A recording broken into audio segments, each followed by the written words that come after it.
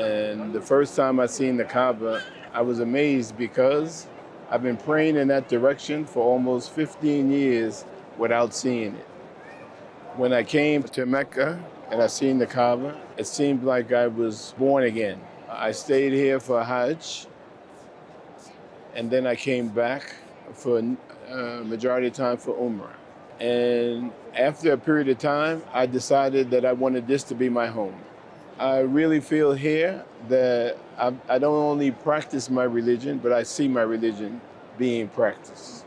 The best thing that I see here is the unity amongst the Muslims. We're here, even though we're from different countries, different nationality, different background, different skin color, we're all here for one thing, and that's to worship Allah subhanahu wa ta'ala.